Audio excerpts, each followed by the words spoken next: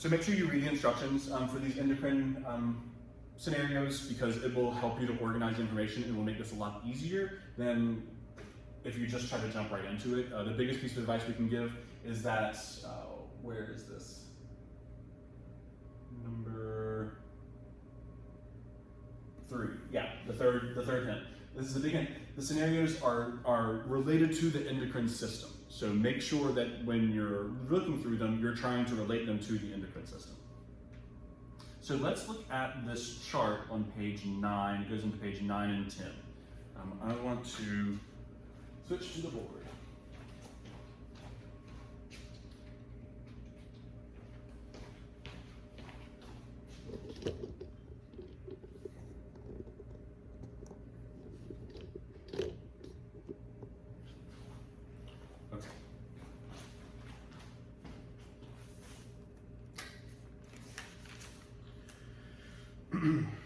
So for the first one,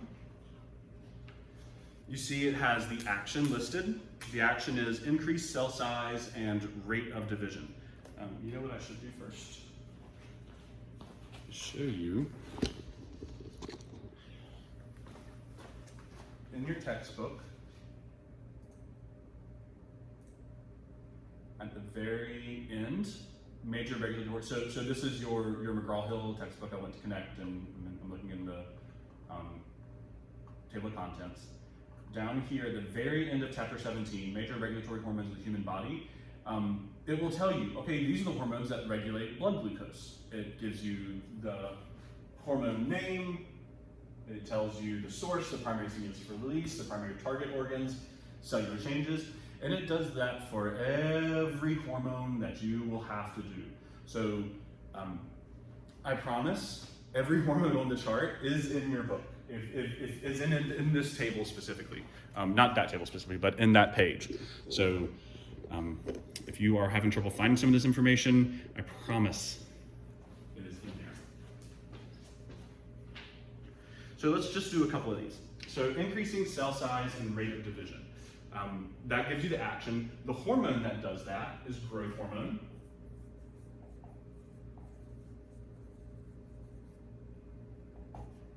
Its abbreviation is GH. The exact stimulus for secretion for growth hormone, this one varies. The age, it depends on your age, the time of day, stress or exercise level,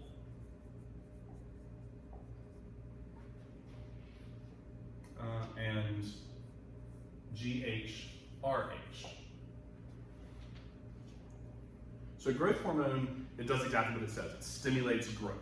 So when we're in times of growth spurts, so going through puberty, we have more growth hormone being released. As we start to age, once we, especially once we get over about 35 or 40, the growth hormone levels just tank. So that idea that the older you are, the harder it is to heal and to recovery from injuries, it is true. There is a hormonal component to that. The less growth hormone you have, the less quickly your body repairs.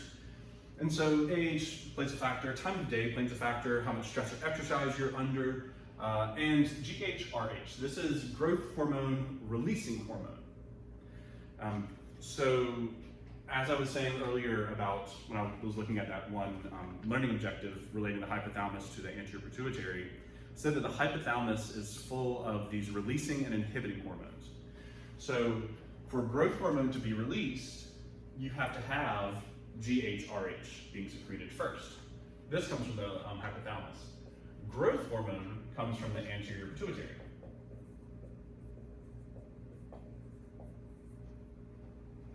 So one of the stimuli for release, GHRH from the hypothalamus, targets the anterior pituitary and causes it to release growth hormone. In turn, growth hormone will increase cell size and rate of division. Okay, let's skip down a couple. I'm not going to do all of these for you, sorry. Let's see a good one. Okay, increase energy release, so I'm going to do I'll do action down here, that's where well. Here's the action. So the action is increased energy release from carbs.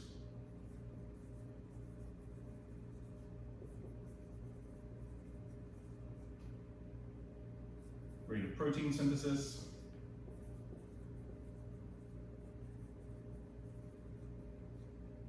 And growth rate. So that's this one. The one right below it says, so there's one, same as above, but 5 times stronger. So we're looking at these two hormones because they relate to each other. These are going to be thyroid hormones. So it comes in 2 different forms in the body, but they have the exact same function. And in fact, even though the body makes 2 different forms of it, one of them gets converted to the other, the T4 gets converted to T3 when it enters the cell to be functional. So there you go. Increase energy release. So the name of the hormone for this one is tetraiodothyronine.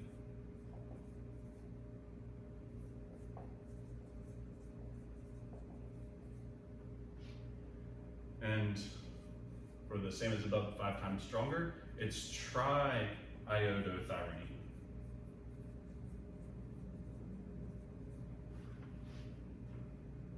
The abbreviation for tetraiodothyronine is T4, tetra. For tri, I'll let you have a guess. Yeah, great, T3. There is nobody else in the room with me, by the way. It is just you and I, so hopefully you are playing along at home. The abbreviation for both of them is not TSH. Sorry. It is TH, thyroid hormone.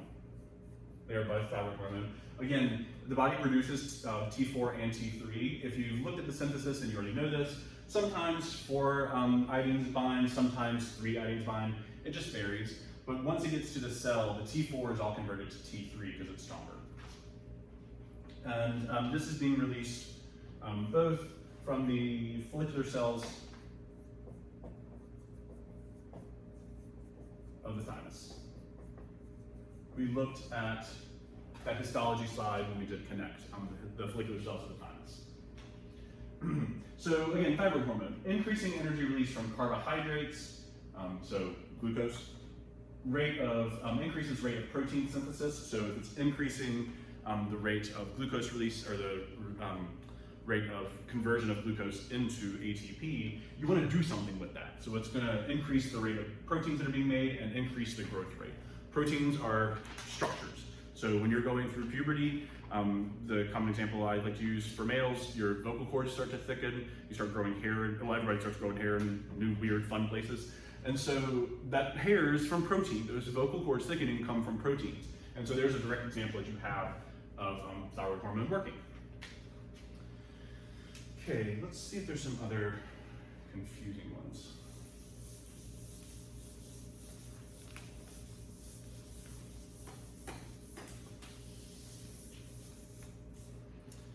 Let's see. Oh, this one's good. So at the very bottom of this page, of page 9, increased heart rate and stroke volume, blood pressure. You'll see for when you get into chapter 19, the heart. Heart rate, stroke volume, those equal your blood pressure. So this hormone is going to increase those. It causes vasodilation to skeletal muscles in the brain, increases airway dilation, increases metabolic rate, and glucose and breakdown of glycogen. So a couple of here, you might not even need your book for these. Some of you might already know exactly what these are, exactly what this hormone is. Vasodilation to the skeletal muscles, increased airway dilation, and increased blood pressure. Those are all effects of epinephrine.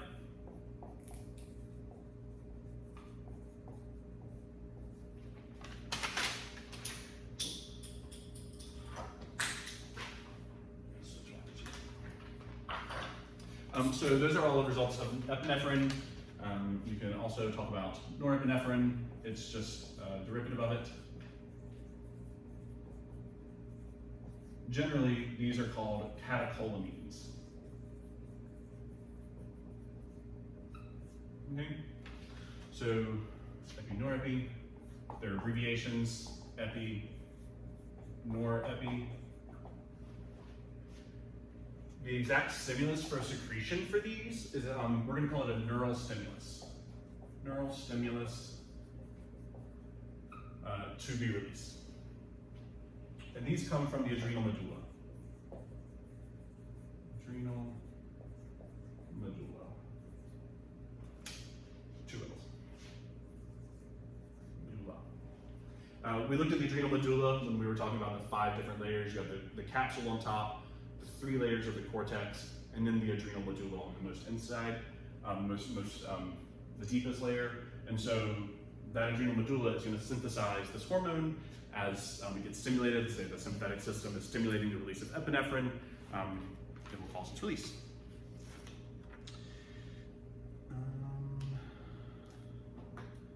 I think those are good. I think the rest of them you shouldn't have too much trouble finding. You know what, I will say, also do page 10, the one at the very top. So this one was increased heart rate, vasodilation, airway dilation. This next one increases heart rate and stroke volume. So it does the same thing of the general mechanism of increasing blood pressure, but it causes vasoconstriction to the skin and the viscera instead. That hormone is angiotensin II.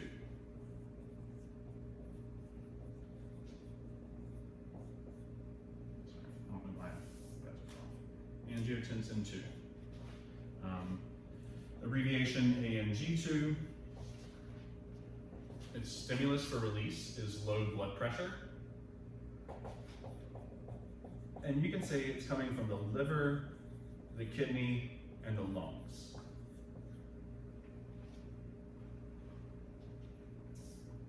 This is actually a fairly prescient hormone to talk about right now.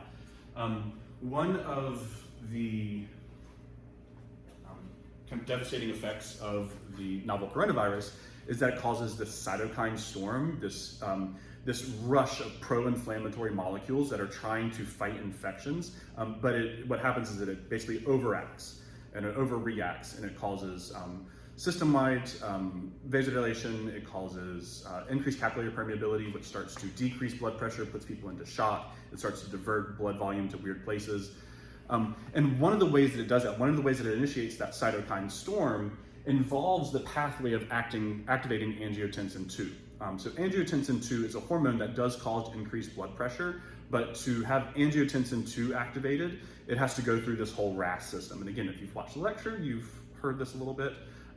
But the ACE enzyme, the receptors on the ACE enzyme that activate the angiotensin II are the same ones that the coronavirus can bind to cause this cytokine storm.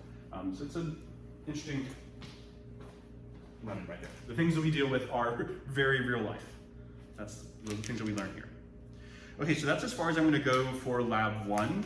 Remember, you do still need to turn in those endocrine scenarios. Finish up this lab chart with these practice questions, because that will very much help you in answering the critical thinking questions. If you try to just dive right into it without actually finishing that chart, you are going to really be struggling. And again, you're going to use these hormones for the rest of the semester. So taking some time now to get them down. You can email me, and what I highly recommend you doing is emailing me your chart so that I can check it for you. I'm going to allow you to be proactive about that and not require it as an assignment, and hope that you still do it. Okay.